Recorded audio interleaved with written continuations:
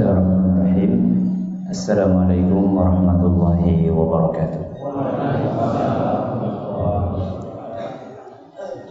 Alhamdulillahi wa kafa, wassalatu wassalamu ala rasulihil mustafa wa ala alihi wa sahbihi wa man iqtafa, amma ba'd. Kita panjatkan puja dan syukur kehadirat Allah Tabaraka wa Ta'ala.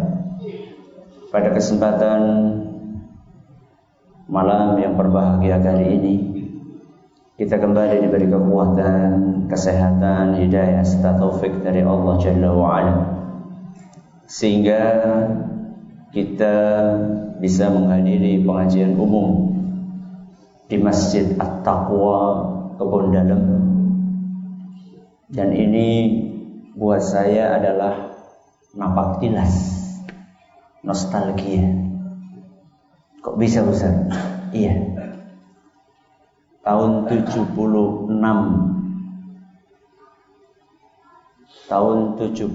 sampai 77 Bapak kami, Allah yarham, Ustaz Zaini Muhayyad, itu tinggal di sini 76 sampai 77, 2 tahun. Sebagai muadzin, bersih-bersih, kalau sekarang istilahnya marbot, sambil beliau ngajar di Al-Irsyad tahun 76 sampai 77. Yang menugaskan beliau di sini Ustadz Ahmad Bamu'allim hafizahullah ta'ala selama 2 tahun di sini. Dan banyak kenangan manis di sini. Terutama kata ibu anak, ketika bulan Ramadan biasa godok banyu buat bukaan takjilan untuk jamaah yang biasa sholat di sini. 76, 77, kemudian 78 beliau ke Patik Raja, baru setelah itu beliau di Banyumas mengasuh pesantren Miftahus Salam sampai lupa saya berapa puluh tahun, lupa saking lamanya. Dan beliau meninggalkan banyak kenangan manis di masjid ini. Di antaranya kata ibu, dulu di dekat masjid ini, entah di bagian sini atau bagian belakang sana, ada seorang nenek-nenek yang baik hati banget, sangat baik hati kata beliau. Wala nuzaki 'alallahi ahada. Jadi hidup yang serba kekurangan saat itu banyak dibantu oleh nenek-nenek tersebut. Ibu lupa nama neneknya siapa. Bahkan sampai ketika saya lahiran tahun 80, dan saat itu sedang minim biaya dan dokter memvonis saya harus sesar. Dan bisa dibayangkan kalau sesar itu kan pengeluarannya besar. Bingung mau minjem kemana. Akhirnya minjem ke nenek-nenek yang ada di sini. Dan saking paniknya saat itu, karena sesar berarti kan harus nyari apa? Darah. Ya, sampai di PMI kan ngambil gratis, tapi harus bayar, ya bukan gratis namanya. Harus ganti dengan darah. Dan saat itu beliau sendiri, bapak sendiri yang akan donor. Tapi diambil dari sini nggak bisa. Diambil dari sini nggak bisa. Dari sini nggak bisa. Dari sini nggak bisa. Akhirnya perawatnya bertanya, "Nuwun sewu Pak, jenengan ngagem nggih?" Jenengan ngagem nggih. Orang awam ya dikiranya pakai apa? Pakai jimat-jimat gitu ya. Nggih ngagem, nek mboten ngagem jenengan sampun melayu. Maksudnya bapak saya bilangnya ngagem apa? Baju. Kalau saya nggak pakai baju jenengan sudah lari, perawatnya perempuan. Kenapa nggak bisa ditusuk sana sini? Karena dalam kondisi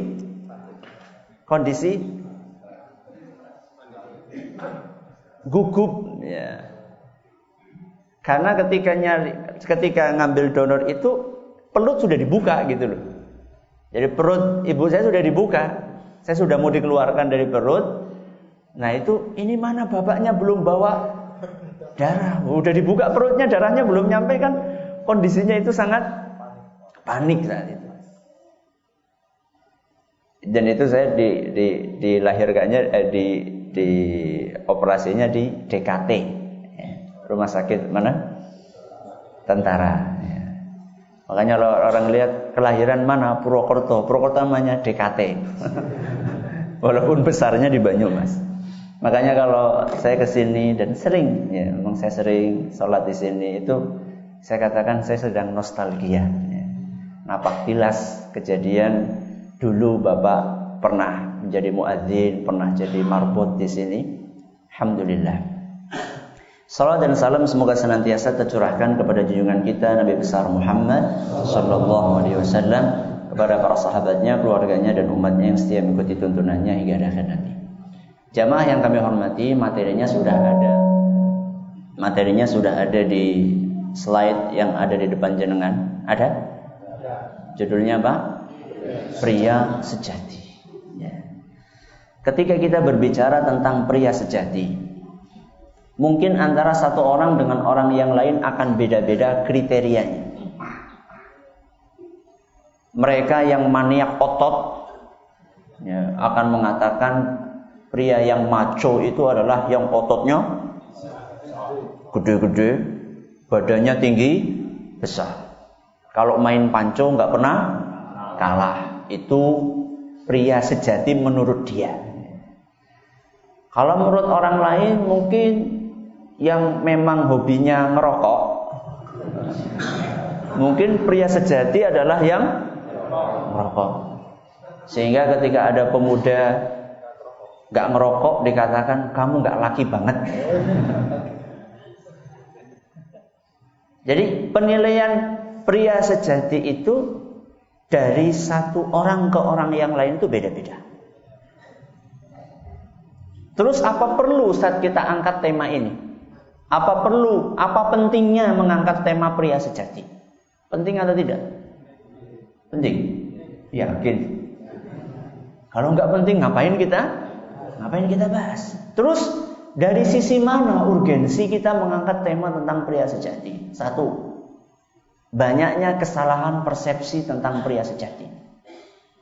Banyak orang punya ukuran yang keliru. Kayak tadi, ya. Jadi pria sejati itu yang rokok. Pria sejati itu yang ototnya gede-gede, sehingga kasihan kan yang lahirnya dalam keadaan kecil, kerempeng. Seakan-akan dia ini gak jantan gitu ya. Ini yang pertama. Karena banyak kesalahan persepsi dalam menilai pria sejati. Yang kedua, karena banyak pihak menginginkan kejantanan itu luntur. Banyak pihak menginginkan kejantanan itu luntur dari laki-laki. Dan di antara pihak yang paling berkepentingan dalam hal itu adalah orang-orang yang mengkampanyekan LGBT.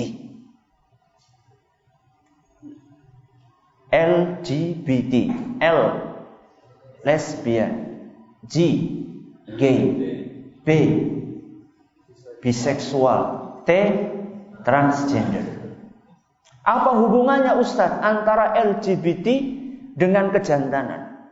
Lah kalau misalnya orang nikah, satu namanya Jono, satu namanya Joni,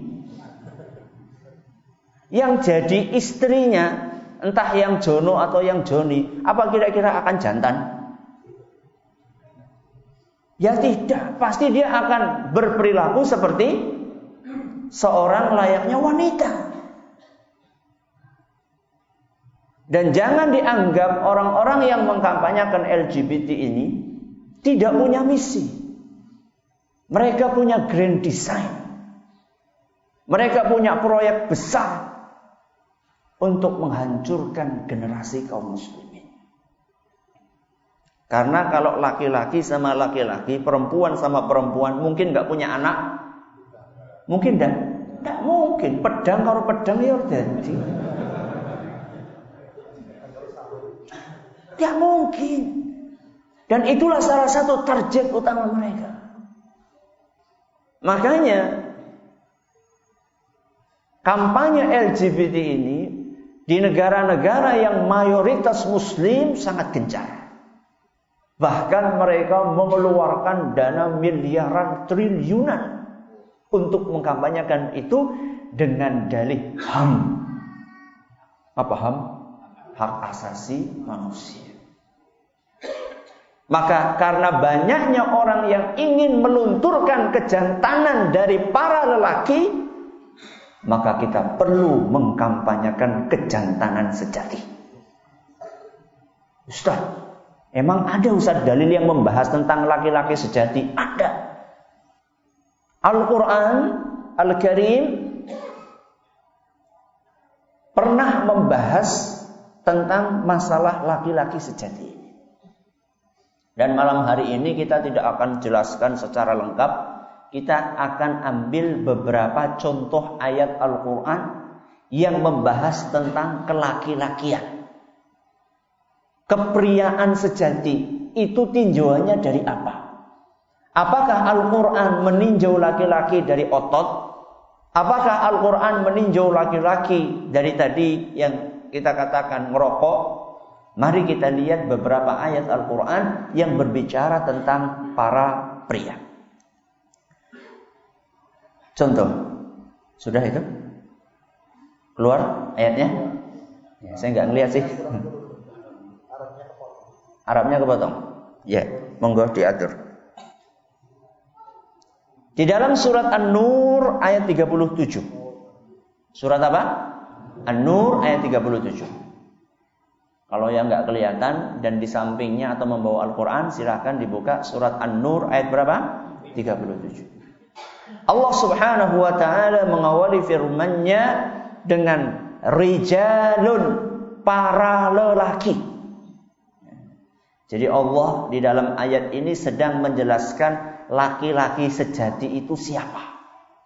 Rijalun, para lelaki. La tulhihim tijaratun wala bay'un an dzikrillah. Para lelaki itu adalah mereka yang tidak dilalaikan dengan perniagaan dan juga jual beli dari mengingat Allah Subhanahu wa ta'ala. Jadi para lelaki itu kalau kerja nggak lupa Allah. Gak lupa mengingat Allah wa iqamis salati wa ita'iz zakati. Dan mereka ketika bekerja, selain mereka tidak lupa ingat kepada Allah, mereka juga tidak lupa untuk menegakkan salat, menunaikan zakat. Kenapa pekerjaan itu tidak melalaikan mereka? Yakhafuna yawman tataqallabu fihi al-qulubu wal absar. Karena mereka takut, mereka khawatir dengan hari di mana pada hari tersebut mata dan hati guncang. Yaitu hari apa? Hari kiamat. Nanti kita akan simpulkan apa kriteria yang bisa kita ambil dari ayat ini. Surat apa ini? An-Nur ayat 37. Ayat yang kedua yaitu dalam surat At-Taubah ayat 108. Surat apa? At-Taubah ayat 108. Sudah kelihatan? Sudah. Ini potongan ayat yang saya ambil tengahnya. Di situ Allah berfirman, fihi rijalun. Di dalam masjid itu ada para lelaki. Di mana? Di dalam masjid. Fihi rijalun. Apa kriteria mereka? Yuhibbuna an yatatahharu. Mereka suka untuk mensucikan diri mereka. Wallahu yuhibbul mutatahhirin, dan Allah mencintai orang-orang yang mensucikan dirinya. Surat apa? At-Taubah ayat 108. Kita balik ke ayat sebelumnya. Ayat sebelumnya sudah kelihatan? Surat An-Nur ayat 37. Dari ayat ini kita akan ambil 2 kriteria. Dan dari ayat sesudahnya kita akan ambil 2 kriteria. Saya kasih kesempatan kepada jenengan untuk menyimpulkan kriteria yang pertama dari ayat ini. Angkat tangan. Ya. Bagus, tapi bukan itu yang saya inginkan. Ada yang lain? Ya.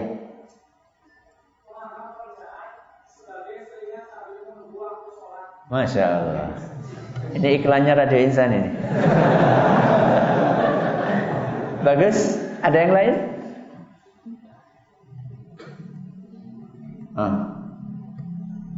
Ada hadiahnya nih, disediain hadiah nih. Ayo. Yang jawab para lelaki dong, masa ibu-ibu? Kan pengajiannya laki-laki. Ya. Wajib sholat di masjid. Sama tadi. Ya. Ya. Senantiasa mengingat. Bagus. Tapi bukan itu yang saya inginkan. Apa? Barakallahu fiik. Yang pertama yang ada di dalam ayat ini, laki-laki punya semangat untuk bekerja. Apa? Semangat untuk bekerja. Silakan diambil. Monggo. Dari mana kita ambil itu? Maju silakan, enggak apa-apa. Silakan dikasihkan ke belakang. Dari mana kita ambil kriteria itu? Coba. Dari mana? Tijarah. Tijarah apa? Perniagaan. Bai'un, jual beli, alias kerja. Ini yang pertama. Nanti kita akan jabarkan. Sekarang kita ambil kriterianya dulu. Apa yang pertama? Punya semangat bekerja. Yang kedua, masih ada peluang. Masih ada peluang. Ya.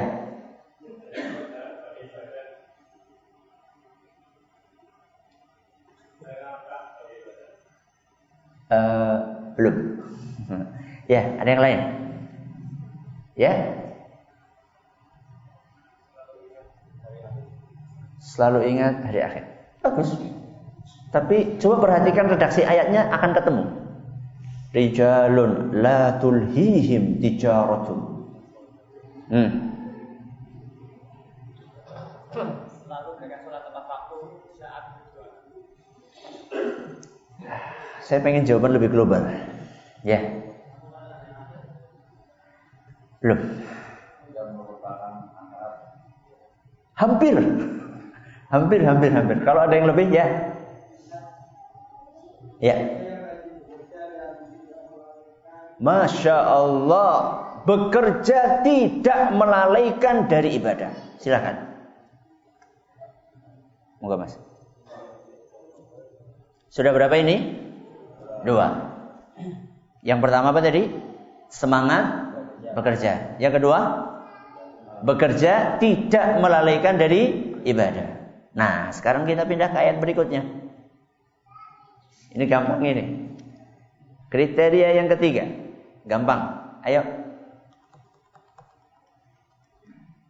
Ya. Rajin ke masjid, bagus. Silakan. Gampang kan? Ya. Yang keempat, gak ada hadiahnya. Soalnya habis sih hadiahnya. Yang keempat, gampang banget. Ya. Bagus. Gak apa-apa, gak ada hadiahnya ya. Yang keempat, mereka senang untuk mensucikan diri. Berapa sifat? 4 sifat. Yang pertama, apa tadi? Semangat bekerja. Sifat yang pertama yang bisa kita simpulkan dari ayat An-Nur tadi adalah laki-laki itu harus punya semangat bekerja. Kenapa? Karena itu kewajiban dia. Makanya di dalam sebuah hadis yang diriwayatkan oleh Imam At-Tirmidzi dan beliau menyatakan hadis ini hasan sahih, kata Nabi SAW, ala wa haqquhunna 'alaikum. Ingat wahai para lelaki, haknya istri kalian atas kalian, antuhsinu ilaihinna fi kiswatihinna wa ta'amihinna. Haknya istri atas kalian wahai para lelaki adalah kalian memberikan yang terbaik pakaian dan makanan. Itu bahasa kitanya memberi nafkah. Haknya istri atas lelaki berarti itu kewajibannya siapa? Laki-laki. Di zaman kita ini dan di banyak daerah kebalik. Yang bekerja siapa? Istri.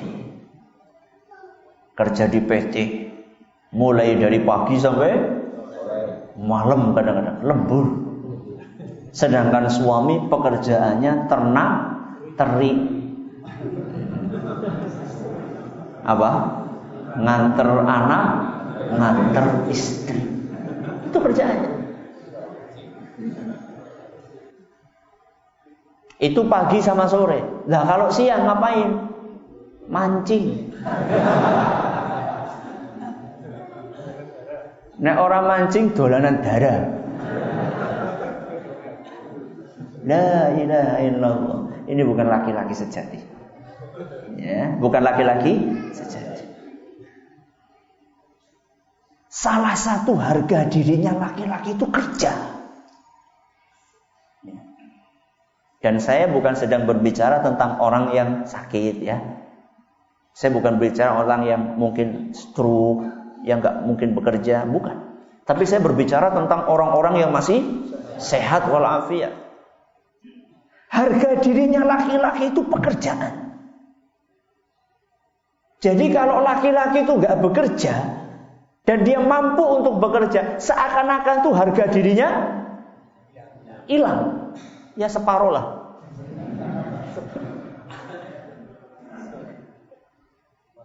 Ketika kewajiban itu tidak ditunaikan, terjadilah kerusakan-kerusakan sebagai buntut dari ditinggalkannya kewajiban itu. Apa kerusakannya Ustaz? Wanita mulai berani sama suami. Karena dia merasa gak butuh sama suaminya. Dia sudah punya penghasilan. Bahkan kadang-kadang sampai ada wanita, istri yang kurang beriman kepada Allah, punya penghasilan cukup, dia mengatakan kepada suaminya macam-macam tak pegat. Loh, kok bisa nama wadon pegat wong lanang iki kepriwe? Ini kepala dijadikan kaki, kaki dijadikan kepala. Menceraikan itu adalah haknya siapa? Suami. Kok bisa-bisa wanita mengancam suaminya untuk menceraikan? Ini keblinger ini. Ya. Gara-gara kewajibannya laki-laki tidak ditunaikan.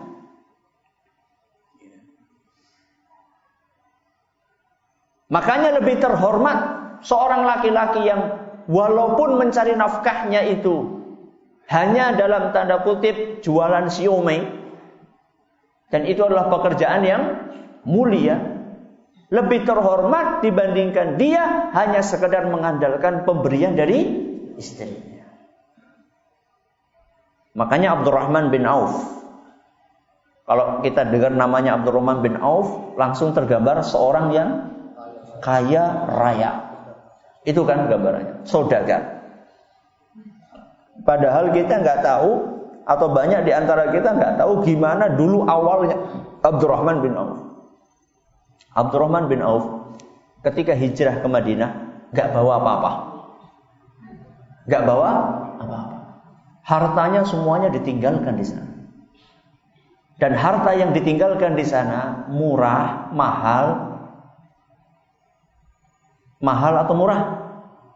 Mahal. Tanah, ya. Tanah di Mekah. Tahu nggak harganya per meter? Per meter loh. Itu kata Ustaz Nuzul pernah ngitung-ngitung sekitar sekian M per apa? Meter.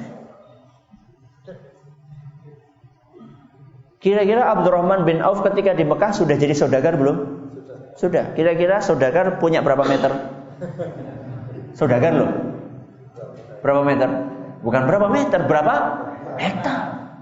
Ditinggalkan semuanya. Karena mendapatkan perintah untuk hijrah ke Madinah.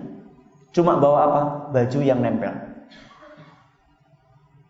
Begitu sampai di Madinah, Nabi SAW tahu kondisi psikologis para muhajirin yang mereka datang nggak bawa apa-apa. Akhirnya oleh Nabi SAW dipersaudarakan. Diapakan? Persaudarakan. Satu muhajirin dipersaudarakan dengan satu ansar. Dan Allah menakdirkan Abdurrahman bin Auf dipersaudarakan dengan seorang sahabat namanya Sa'ad bin Rabi'. Siapa namanya? Sa'ad bin Rabi'. Dan Sa'ad bin Rabi' adalah seorang kaya. Begitu dipersaudarakan oleh Nabi SAW, Sa'ad langsung berkata kepada Abdurrahman, "Wahai Abdurrahman, aku punya 2 kebun luas. Dan aku punya 2 istri. Coba kamu lihat, di antara 2 kebunku ini, yang paling subur mana, kamu ambil salah satu. Saya kasih. Dan istri saya coba lihat yang paling cantik yang mana. Saya akan ceraikan istri itu, dan silahkan nikahi istri saya. Atau mantan istri saya." Ada? Ada laki-laki seperti itu di sini? Lihat istri saya yang paling cantik dari 2 ini, saya akan ceraikan. Ini loh ukhuwah yang benar-benar dibangun oleh Nabi kita Muhammad SAW.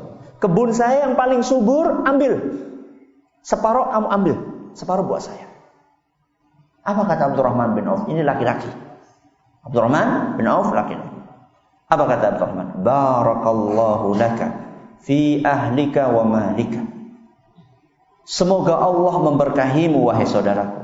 Allah berkahi hartamu, Allah berkahi istri-istri. Yang saya minta cuma satu. Walakin dullani ala suq. Saya cuma minta tolong antarkan aku ke pasar.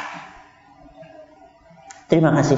Saya nggak akan ambil kebun kamu, saya nggak akan ambil istri kamu. Kasih tahu saya pasar di mana. Saya pengen bekerja. Ini loh laki-laki. Tidak mengandalkan pemberian dari mertua. Berarti gak boleh Ustaz tinggal di rumah mertua indah Ustaz. Ya boleh. Tapi mbok masak nganti duwe putu nggone mertua bae. Ya kebangetan. Akhirnya betul diantarkan sampai ke pasar, bekerja Abdurrahman bin Auf. Gak lama kemudian Abdurrahman bisa nikah, bisa punya rumah, bisa punya sapi, bisa punya kambing. Ketika wafatnya Abdurrahman bin Auf ini meninggalkan ratusan ribuan kambing, sapi, onta. Itu baru apanya? Hewan ternak. Emas yang ditinggalkan, kata sebagian ahli sejarah, emas yang ditinggalkan itu berbongkah-bongkah. Untuk bagi-baginya harus pakai kapak. Dan yang ngapa itu tangannya sampai melepuh. Dan sodakohnya luar biasa. Sekali sodakoh em-eman. Miliaran. Dan ketika wafat Abdurrahman bin Auf, tetap hartanya melimpah. Dulunya datang-datang cuma bawa apa? Baju. Laki-laki. Punya harga diri. Kenapa? Karena makanan yang paling berkah yang masuk ke perut kita adalah makanan hasil dari jerih payah tangan sendiri.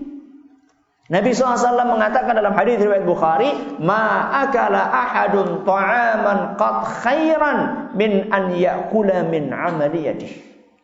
Tidak ada makanan yang lebih baik, yang lebih berkah dibandingkan makanan hasil jerih payah tangan sendiri. Hadis riwayat Bukhari. Sudah. Ini yang keberapa? Ini yang pertama. Sudah kelihatan? Kriteria pertama ada? Sudah? Sudah? Nomor 1 sudah ya? Sekarang kita pindah nomor 2. Apa nomor 2? Bekerja tidak melalaikan dari beribadah. Jadi jangan mentang-mentang kerja. Terus sholat. Enggak. Makanya di dalam ayat ini diingatkan apa? Rijalun la tulhihim tijaratun wala bai'un an dzikrillah. Para lelaki itu kalau sudah kerja, gak lalai mereka dari mengingat Allah, dari sholat, dari zakat, gak lalai mereka. Lalai itu maksudnya kelalen dari mengingat Allah, antara lain saking penginnya mendapatkan keuntungan sampai tidak mempedulikan halal. Bahkan ketika ditegur, jadi datakan anggo cara-cara sing kaya kuwi mau haram, lah urusan datakan ngomong halal. Golek sing haram banget. Apa maning golek sing haram. Coba merun jenengan, gampang mana? Nyari yang halal apa yang haram? Yang halal apa yang haram? Halal? Yakin? Sudah gini aja. Sekarang di muka bumi ini antara yang halal sama yang haram banyakan mana? Halal. Makanan. Udah nggak usah makanan, minuman dulu. Apa? Minuman. Antara minuman yang halal sama yang haram banyakan mana? Halal. Ya. Wedang, kopi, wedang, teh, wedang, jahe, wedang, susu, wedang, ronde, itu rondo ya, ronde, wedang, sekoteng, dawet, apa maning, cau, es degan, jus bebira apa coba? Jus semangka, jus melon, jus jambu, jus belimbing, jus durian, jus apokat. Coba yang haram, cuma satu, minuman keras.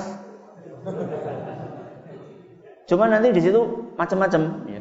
Ana wedang ciu, ana bir, ana apa, tapi intinya adalah minuman keras. Berarti antara yang halal sama yang haram banyak kan? Halal. Makanan juga sama. Daging-dagingan juga sama. Antara daging yang halal dengan yang haram lebih banyak yang halal. Maka laki-laki, walaupun mereka rajin bekerja, akan tetapi pekerjaan mereka tidak membuat mereka lalai dari ingat kepada Allah, selalu berusaha mencari yang halal. Yang pertama. Yang kedua, maksud dari mereka tidak melalaikan dari mengingat Allah adalah ibadah-ibadah yang prinsip tidak pernah dikalahkan dengan bekerja. Sesibuk apapun, kalau memang sudah waktunya untuk panggilan sholat, maka dia akan segera tinggalkan pekerjaan itu untuk mencari ridhonya Allah Subhanahu wa ta'ala. Makanya Allah Subhanahu wa ta'ala ketika menjelaskan tentang panggilan sholat Jumat, apa? Fas'au ila dzikrillahi wa dzarul bai'. Kalau sudah ada panggilan azan, maka cepat-cepatlah kalian penuhi panggilan itu mengingat Allah, wa dzarul bai'. Apa artinya? Tinggalkan jual beli. Aku ora jual beli Ustaz, aku macul. Baik. Di sini Allah cuma ngasih contoh jenis pekerjaan. Bukan berarti pekerjaan yang lain enggak ditinggalkan. Tinggalkan semuanya. Alasannya Ustaz lagi ngerintis usaha Ustaz. Lagi ngerintis saya sudah lupa, apalagi kalau sukses. Ustaz Erwandi Syafahullah pernah cerita tentang seorang yang salah satu orang terkaya di Saudi. Salah satu orang terkaya. Saya lupa, nggak saya tulis, hartanya sekian T dolar, sekian triliun dolar, ya, bukan triliun real. Ya. Zakatnya saja salah satu alokasinya sekian M, salah satu alokasinya. Jadi dia itu zakat itu dialokasikan ke beberapa. Ada yang buat mahasiswa, ada yang buat bangunin rumah orang miskin, ada yang buat janda, ada yang buat macam-macam. Salah satu alokasinya adalah untuk mahasiswa, sekian M. Hanya salah satu pos zakatnya. Ini orang seperempat jam sebelum azan mesti mandek. Seperempat jam sebelum azan pasti berhenti. Untuk apa? Sholat, siap-siap. Bukan hanya sholat dia sendiri, dia ajak bapaknya. Dan memang bapaknya ini gak pengen untuk ke masjid kecuali dipapah oleh anaknya. Sehingga ketika datang waktu sholat, si bapak ini selalu menunggu kedatangan anaknya. Suatu hari, orang kaya ini, pemilik bank Islam terbesar, salah satu bank syar'i, ya, bank syariah, yang benar-benar bank syariah, itu sedang transaksi bisnis dengan salah satu koleganya, dan angka transaksi itu sekian M.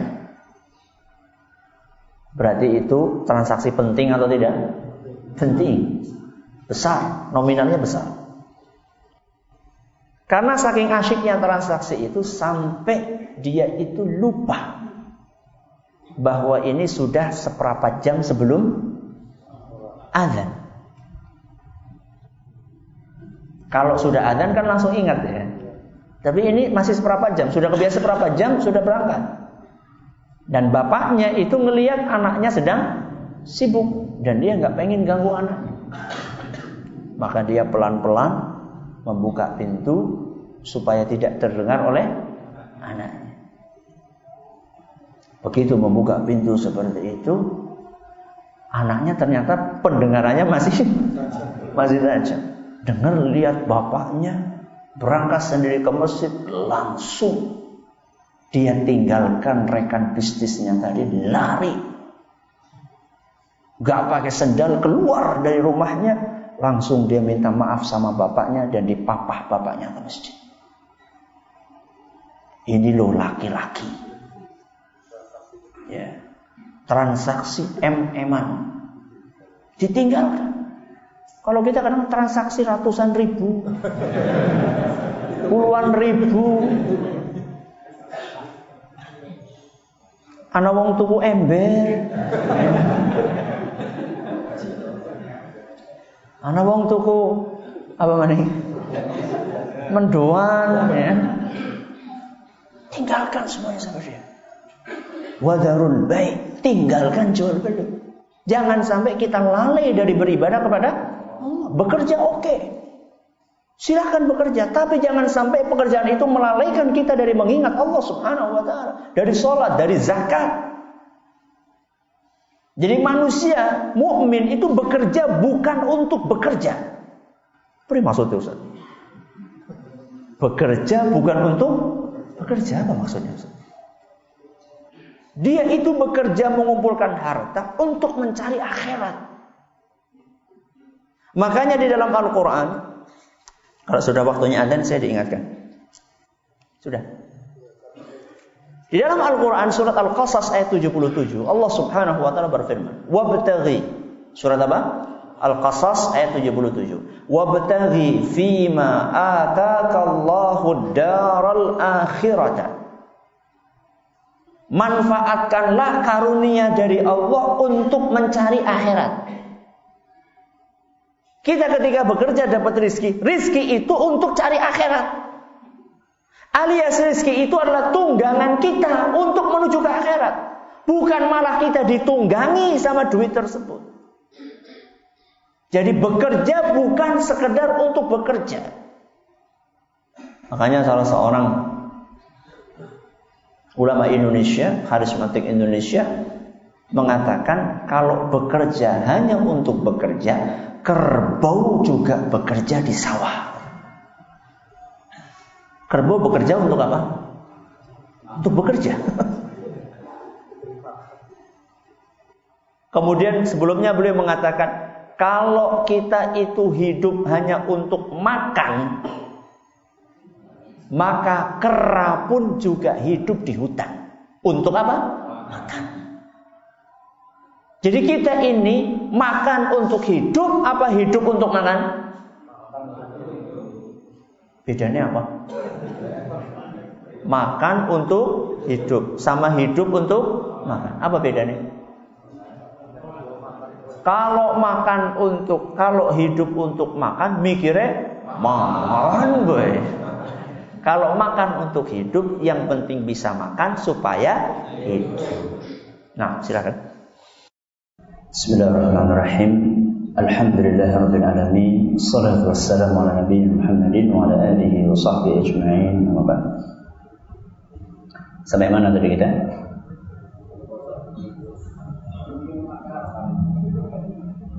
Kriteria yang keberapa? Yang kedua. Itu kedua ya. Yang pertama adalah semangat bekerja. Yang kedua, bekerja tidak melalaikan dari ibadah. Kenapa mereka itu ketika bekerja tidak lalai dari ibadah? Disebutkan dalam akhir ayat tadi surat An-Nur. Yakhafuna yawman tataqallabu fihi al-qulubu wal absar.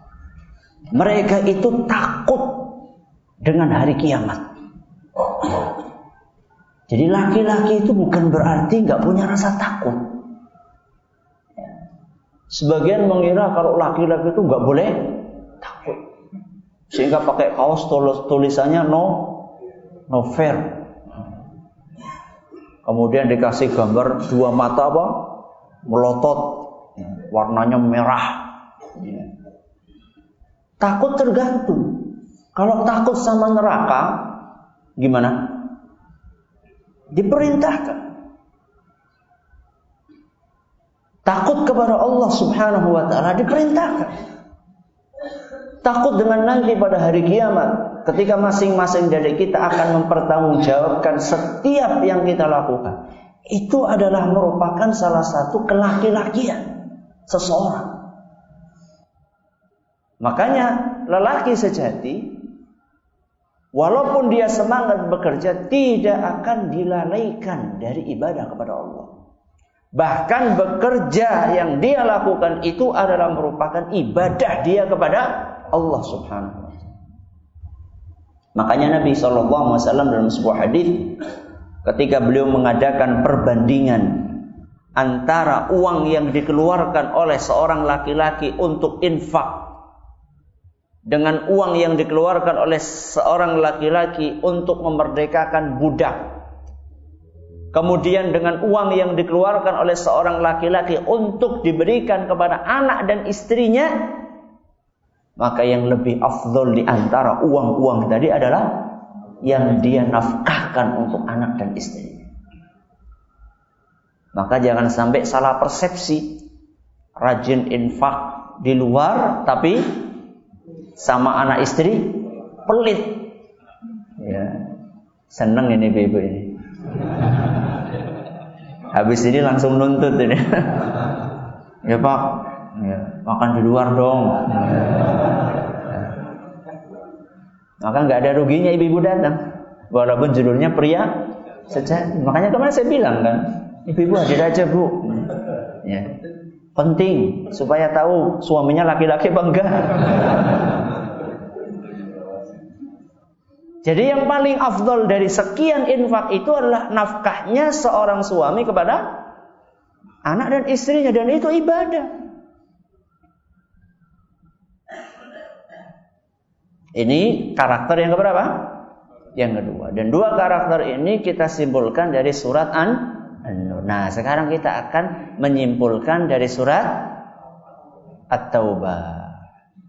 Karakter yang ketiga, laki-laki sejati itu harus rajin kemana? masjid. Karena ayatnya bunyinya fihi rijalun. Di dalam masjid itu ada para lelaki. Jadi lelaki itu tempat sholatnya di mana? Masjid. Itu lelaki-laki. Yang tempat sholatnya di rumah itu perempuan.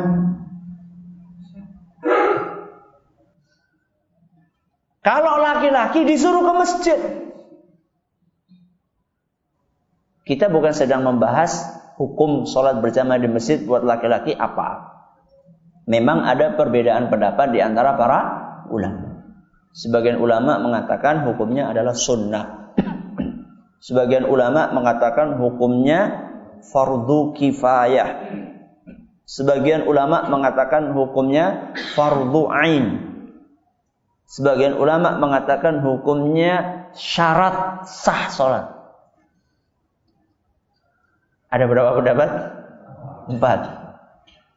Pertama mengatakan sunnah. Yang kedua mengatakan fardu kifayah. Yang ketiga mengatakan fardu ain. Yang keempat mengatakan syarat sah. Berarti nek ora sholat di masjid sholatnya ora sah. Itu menurut pendapat yang keempat. Aku tak milih sing nomor 1 besar. Udah masalah milih. Tapi mana yang didukung oleh dalil? Walaupun masing-masing punya dalil. Oke, Anda meyakini, misalnya Anda meyakinilah cara nenyong tah sunnah Ustaz. Ya wes. Sunnah itu artinya kita berlomba-lomba untuk meninggalkan. Apa berlomba-lomba untuk melakukan? Sunnah itu berlomba-lomba untuk dilakukan. Bukan berlomba-lomba untuk ditinggalkan. Makanya coba perhatikan di masjid-masjid Nuwun Sewu, lebih banyak masjid-masjid itu jamaahnya dipenuhi oleh ibu-ibu dibandingkan bapak-bapak. Toh kalaupun ada bapak-bapak, Nuwun Sewu sing wis watuk-watuk, sing nganggo teken, ya. Yang sudah bungkuk jalan ke masjidnya. Yang muda-muda pada kemana? Ya, di mall, nang perapatan, ya, pada gaplean. Ya. Fihi rijalun, di masjid itu ada para lelaki. Makanya di dalam Al-Quran surat Al-Baqarah ayat 43 Allah berfirman warka'u ma'ar raki'in. Rukuklah kalian bersama dengan orang-orang yang rukuk. Rukuklah kalian bersama dengan orang-orang yang rukuk. Orang-orang yang rukuk itu di mana? Masjid. Bahkan sampai ada kisah seorang yang buta datang kepada siapa? Rasul SAW. Dalam hadis riwayat Muslim, minta izin kepada Nabi SAW, ya Rasulullah, innahu laysa li qa'idun yaquduni ilal masjid. Wahai Rasul, aku ini buta dan aku enggak punya orang yang nuntun aku ke masjid. Aku buta, enggak punya orang yang nuntun aku ke masjid. Di dalam beberapa riwayat disebutkan bahwa jalan yang aku titi wahai Rasul menuju ke masjid, jalan yang aku lalui ke masjid wahai Rasul, banyak binatang-binatang berbisanya.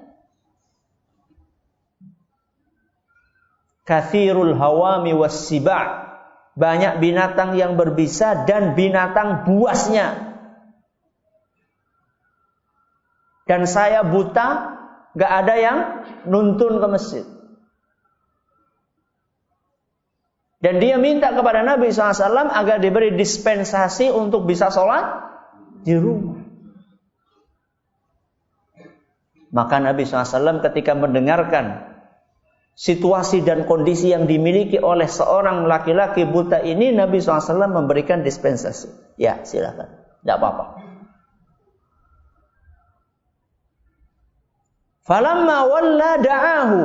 Ketika dia pergi, sudah dapat dispensasi dari Nabi SAW, ternyata dipanggil lagi sama Nabi SAW. Faqala hal tasma'un nida'a bis salah? Kamu dengar azan enggak? Dari rumahmu dengar azan enggak? Qala na'am. Iya. Maka Nabi SAW mengatakan fa'ajib. Kalau kayak itu berarti kamu harus penuhi panggilan itu. Hadis riwayat Muslim. Buta. Enggak ada yang nuntun. Jalannya banyak binatang buas dan binatang berbisa. Coba bandingkan dengan pemuda saat ini. Buta? Enggak. Ada yang nuntun? Enggak perlu dituntun. Banyak binatang buas? Paling tikus lewat. Terus alasannya apa? Alasannya apa enggak ke masjid? Ya. Maka laki-laki sholatnya di masjid. Kalau perempuan afdolnya di rumah, walaupun boleh ke masjid. Dalam Sahih Ibnu Khuzaimah, Nabi kita sallallahu alaihi wasallam bersabda, khairu masajidin nisa'i qa'ru buyutihinna. Sebaik-baik tempat sholatnya kaum wanita adalah di dalam rumahnya. Sebaik-baik sholatnya wanita adalah di rumahnya. Jadi kalau afdolnya sholat di mana? Di rumah. Kalau ke masjid Ustaz, boleh. Rasulullah SAW dalam Sahih Muslim mengatakan, la tamna'u ima Allahi masajidallah. Jangan kalian larang kaum muslimat yang pengen pergi ke masjid. Tapi harus memperhatikan adab dan etika. Masjid kayak wong Arab kondangan. Menor, ya. Sehingga menimbulkan fitnah buat orang-orang yang dilewati. Begitu ada orang lewat, kayaknya Bu Anu apa ya, lebih lewat apa ya, ambune. Sampai segitunya. Maka kalau memang akan ke masjid, maka dijaga etika. Tapi sebenarnya penghuni sejati masjid adalah para lelaki. Wah, kalau setiap sholat banyaknya kayak gini, Masya Allah. Ya. Ini yang keberapa? Yang ketiga. Yang keempat, apa tadi? Gemar untuk bersuci. Fihi rijalun. Di dalam masjid itu ada para lelaki. Apa yang dilakukan oleh para lelaki itu? Yuhibbuna an yatatahharu. Mereka senang untuk bersuci. Suci di sini maksudnya suci lahir apa batin? Lahir apa batin? Lahir batin. Suci lahir batin itu apa maksudnya? Lahir itu ya suci lahiriahnya. Rajin wudu itu suci lahir. Kalau batin sering bertaubat kepada Allah dari perbuatan dosa. Itu maksud suci lahir batin.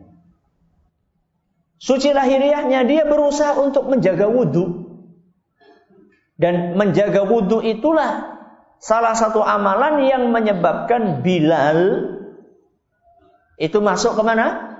Surga. Bahkan ketika Nabi SAW berkunjung ke surga, ternyata Bilal sudah ada di depannya. Sami'tu khashkhashata na'lika ya Bilal. Wahai Bilal, aku kemarin ketika ke surga, aku dengar suara sandalmu wahai Bilal di surga. Kamu ternyata sudah duluan masuk. Apa yang kamu lakukan wahai Bilal? Maka kemudian mengatakan, ya Rasulullah, ma adzantu qat illa sallaitu rak'atain. Wahai Rasul, setiap aku adzan selalu setelah selesai adzan aku salat 2 rakaat. Wa ma asabani hadatsun qat. Setiap aku batal illa tawaddatu indaha. Selalu setiap aku batal aku wudu. Kemudian aku sholat sesudahnya 2 rakaat. Hadis riwayat Ahmad dan dinyatakan sanad hadis ini hasan atau sahih oleh Imam Abu Thahir. Berarti menjaga wudu itu dianjurkan. Menjaga wudu itu maksudnya adalah begitu batal wudu, batal wudu, batal wudu. Nunggu banyune entong Ustaz. Ini gara-gara tidak tahu ngirit dalam berwudu. Padahal Rasulullah SAW kalau berwudu itu cuma ini. Siapa jenengan iki? Siapa sih? Apa kilo? Apa jenengan? Cabukan. Segini setelapak tangan. Airnya segitu. Alah wudunya sih kepriwe kowe Ustaz. Sudah sekarang mungkin kalau kayak gitu mungkin kita bingung ya. Sudah sekarang jenengan itu kalau wudu buka keran itu gimana coba? Jadinya ora jos. Ora apa? Ora marem. Dari mana jos kue marem? Gak ada aturan di dalam agama kita kalau wudu tuh airnya harus pol, itu tidak ada. Justru yang ada adalah suruh ngirit. Nabi SAW pernah menegur salah seorang sahabatnya, jangan sampai engkau itu boros dalam berwudu. Maka kemudian sahabat itu bertanya, ya Rasulullah, afil wudu'i sarafun? Wahai Rasul, apakah boros itu ada dalam wudu? Sama ini kan pikirannya boros itu makan, minum, keluar duit. Masa wudu ada boros? Na'am, walau kunta ala nahrin jarin. Iya, sekalipun kamu itu wudu di sungai yang mengalir, gak boleh boros. Bayangkan, banyu mili, air mengalir gak boleh boros kita. Apalagi bayar pam, apalagi sanyo, itu bayar gak? Bayar. Makanya kalau buka keran gak usah pol, cukup seperempat lah. Ya. Idir baik. Ya. Ya teles pas orang teles. Sekarang saya tanya, orang yang paling sempurna wudunya siapa? Rasulullah SAW. Jenengan berani mengatakan wudunya jenengan lebih sempurna dari Rasul? Berani mengatakan seperti itu? Wudu yang paling sempurna adalah Rasulullah SAW. Beliau cuma air setelapak tangan. Kayaknya perlu praktek Ustaz kebenaran. Ya. Berarti kalau lebih dari telapak tangan nggak boleh? Boleh. Cuman yang penting tidak boros. Makanya tadi cukup. Ya. Cukup seperempat dari keran. Dan itu harus kita biasakan. Buat siapa? Buat anak-anak kita, istri kita, kita sendiri biasakan. Jadi orang yang suka bersuci itu tidak identik dengan boros air, enggak. Ini suci secara lahiriah. Kemudian suci yang penting, bahkan lebih penting dari itu adalah suci batiniyah, yaitu mensucikan diri dari perbuatan dosa-dosa dan maksiat. Jadi laki-laki itu adalah orang-orang yang kalau berbuat maksiat dia cepat untuk bertaubat kepada Allah. Itulah laki-laki sejati, bukan orang-orang yang gengsi untuk bertaubat. Gengsi untuk mengakui kesalahan kepada anak dan istri. Itu bukan laki-laki. Laki-laki adalah orang yang segera untuk bertaubat kepada Allah ketika melakukan kesalahan. Apalagi salah kepada anak dan istri. Masing-masing dari kita pernah khilaf. Gak ada manusia yang gak pernah khilaf, gak ada. Rasulullah SAW mengatakan kullu bani Adam khata'. setiap anak keturunan Nabi Adam itu mesti banyak dosa dan kesalahannya, pasti. Terus yang membedakan antara orang yang beriman dan orang yang tidak beriman apa Ustaz? Orang yang beriman itu setelah bersalah dia segera untuk minta maaf, bertaubat kepada Allah Subhanahu wa taala. Pernah melakukan kesalahan kepada anak istri, mungkin pernah membentak, mungkin pernah memukul, mungkin maaf pernah berselingkuh, ya. Minta maaf. Kalau nggak ketahuan gimana Ustaz? Yang gak usah cerita-cerita. Tapi aja dibaleni. Ya. Karena memang kita itu kalau berbuat dosa itu disuruh merahasiakan. Jangan malah diumbar. Tapi kalau sudah ketahuan, jangan keras kepala, minta maaf. Itu loh laki-laki. Laki-laki adalah orang yang senantiasa mensucikan dirinya. Bukan orang yang keras kepala, gak mau minta maaf dengan dalih, wah nanti kalau saya minta maaf harga diri saya akan berjatuhan, tercecer kemana-mana Ustaz. Itu bukan laki-laki itu. Laki-laki adalah orang yang gampang tersentuh ketika dia melakukan perbuatan dosa, segera bertaubat kepada Allah. Fihi rijalun yuhibbuna an yatatahharu. Di dalam masjid-masjid itu ada para lelaki yang suka mensucikan dirinya. Wallahu yuhibbul mutahhirin. Dan Allah Subhanahu wa taala mencintai orang-orang yang suka bersuci. Jadi orang yang bersuci lahir dan batinnya itu dicintai oleh siapa? Allah Subhanahu wa taala. Ada berapa kriteria? 4. Yang pertama, semangat bekerja. Yang kedua, tidak melalaikan dari ibadah pekerjaannya. Yang ketiga, rajin ke masjid. Yang keempat, gemar untuk bersuci. Masih ada nggak Ustaz yang lain? Masih nggak ada. Ini kita cuma apa? Cuma ambil sampel saja. Ya, kita cuma ambil sampel dari 2 ayat Al-Quran. Kalau kita kaji, akan ada dari hadis Nabi SAW, dari ayat yang lainnya. Akan tetapi ini sekedar sampel menjelaskan kepada kita bahwa sedetil apapun masalah ada jawabannya di dalam Al-Quran atau Sunnah Nabi kita Muhammad SAW, tentunya dengan keterangan para ulama. Ada pertanyaan? Syukur-syukur tidak ada.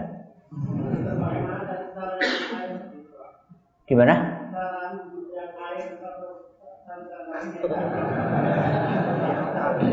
Begini ya. Yang penting kok bisa ya satu telapak tangan kok bisa untuk wudu. Yang penting anggota wudu itu basah, bukan mengalir. Sebagian orang itu mengira wudu itu harus airnya sampai ngalir dan netes. Itu enggak. Jadi yang penting itu adalah basah. Jadi kalau misalnya yang penting basah, air 1 gelas ini atau bahkan setengah gelas bisa kita ambil sedikit, kemudian kita apakan? Kita basahkan, kita usapkan, kita basah, kita cuci, tetap kita cuci. Airnya kita teteskan, kemudian kita ratakan dengan tangan. Ratakan dengan anggota tubuh, maaf. Terus kumur gimana Ustaz? Ada batas minimal wudu. Wudu itu ada batas minimal, ada batas maksimal. Batas minimal adalah sekali. Ya, kumur sekali. Itu batas minimalnya. Jadi kita menggunakan wudu gaya minimalis. Ya. Dan itu sah. Makanya Nabi melakukan. Kalau nggak sah, masa Nabi SAW melakukan? Dan ini akan sangat lebih ditekankan ketika air sedang sedikit. Ya, ketika air sedang sedikit. Kalau air banyak, ya tetap aja kalau bisa ngirit penggunaan air. Ustaz, dulu saya bekerja di luar negeri sebagai TKI. Tapi atas permintaan istri untuk berhenti, maka saya berhenti tidak lagi bekerja sejak istri menjadi PNS. Saya pernah mencoba bekerja di rumah tapi hasilnya tidak seberapa dan sering lalai beribadah. Akhirnya saya tinggalkan. Sekarang saya hampir 40 tahun dengan 3 anak perempuan, 3 tahun, 7 tahun, 13 tahun. Dan saya tidak bekerja atau belum bekerja lagi karena sibuk ternak teri. Apakah saya berdosa jika tetap tidak bekerja? Syukran. NB, alhamdulillah rumah dan kendaraan sudah ada, tabungan, investasi, tanah sudah cukup.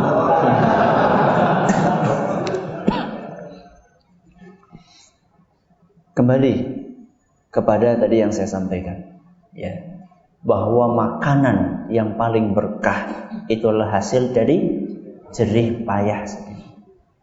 Anda itu jangan melihat berapa yang dihasilkan, tapi Anda melihat keberkahan yang Anda hasilkan.